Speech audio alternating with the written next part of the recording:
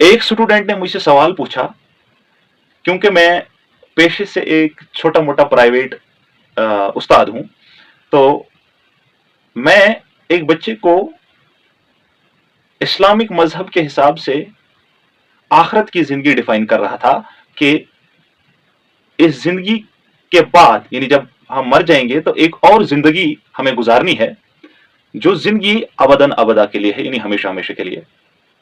तो उसके लिए हमने जीते जी इस दुनिया में नेक काम करने हैं।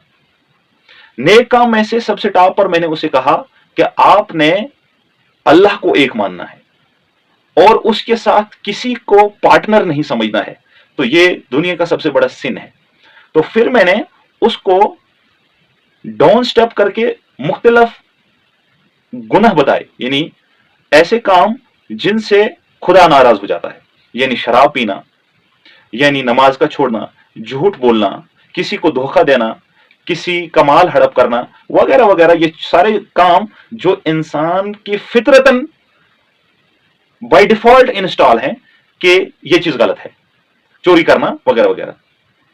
तो एक बच्चे ने मुझसे सवाल किया कि सर, अगर इस दुनिया से चले जाने के बाद, यानी डेथ के बाद, यह पता चला कि आखिरत में जन्नत और जहन्नम कुछ भी नहीं है, यानी अपने कर्मों का हिसाब नहीं देना है, और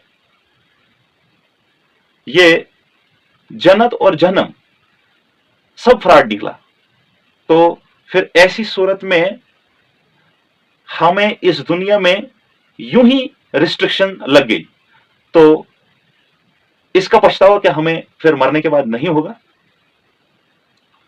तो मैं थोड़ी देर खामोश रहा, तो अचानक मुझे एक आइडिया याद आया।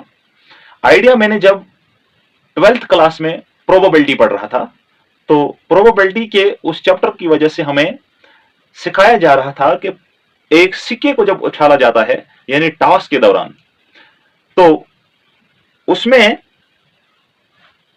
कहा जाता है कप्तान को कि जब हम एक किसी टेल को, ये कॉइन को टॉस करेंगे, तो उसमें आपके पास सिर्फ दो चॉइसेस हैं, एक हेड है और एक टेल है।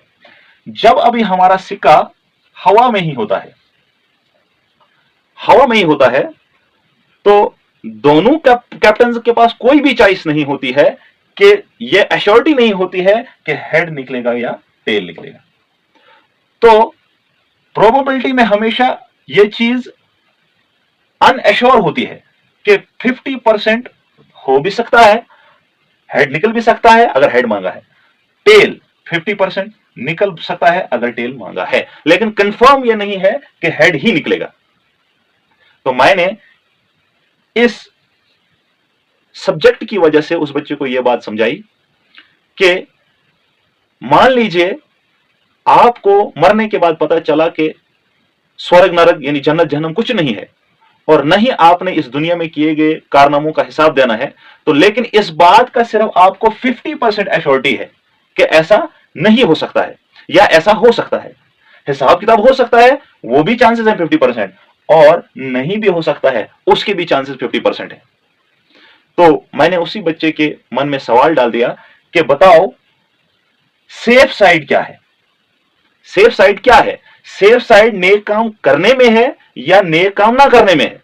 तो बच्चे ने ऑटोमेटिकली बाय नेचर जवाब दिया कि नेक काम करने में ही सेफ साइड है, कि मे भी वहां पर हमें हिसाब किताब अपने कारनामों का देना पड़े। तो अगर इस दुनिया में नेक कर्म किए होंगे, चोरी शराब वगैरह, मतलब अल्लाह ताला के साथ किसी को शरीक नहीं किया होगा, तो वहां तो हम कामयाब हो जाएंगे। तो अगर नहीं भी होगा हिसाब किताब मरने के बाद, तो तब भी कम अज कम दुनिया में इज्जत की जिंदगी गुजार कर तो जाएंगे, और कम से कम इस दुनिया में कोई हैसियत तो होगी, कोई रिस्पेक्ट तो करता होगा, कम से कम थू थू से तो बचेंगे। तो उस बच्चे ने बेसाख्ता होकर खुद ही जवाब दिया कि सर, दोनों चांसेस में नेक होना ही बेटर है, क्योंकि चांसेस 50-50 है, हो भी सकता है और नहीं भी हो सकता है। लेकिन अगर हिसाब होगा तो जिसने इस दुनिया में बुरे काम किए होंगे, तो अगर हिसाब निकल आया तो वो तो फंस गया, उसकी तो बैंड बजने वाली है। और जिसने अच्छे काम किए होंगे और वो उन्हीं से एक्सपेक्ट करेगा कि नहीं मैंने अच्छे काम किए हैं, तो वो वहां पर भी निकल जाएगा। तो 50% चांसेस होने के और 50% चांसेस ना होने में सेफ साइड यही है कि होने वाला ही एस्पेक्ट या पक्ष या हिस्सा ले लो, क्योंकि जब हम पॉजिटिव सोचेंगे, तो अगर वहां पर सिचुएशन क्रिटिकल ही नजर आई और सचमुच में हमें हिसाब देना पड़ा, तो हम आराम से दे सकते हैं। तो प्रोबेबिलिटी के इस कंसेप्ट से कि 50% चांसेस है हेड निकलने के और 50% चांसेस है टेल निकलने के, लेकिन कंफर्म नहीं है कि हेड ही निकलेगा टेल ही निकलेगा। तो सिचुएशन हमने यही रखी कि जब इस दुनिया में रहना है तो एक दिन यहां से हमने चले जाना है, तो क्यों ना हम उस 50% को लें कि हिसाब होगा, और हिसाब किताब के लिए हमें इसी दुनिया से कुछ अपने नेक कारनामे और अपने कैरेक्टर्स बिल्ड करके लेने पड़ेंगे।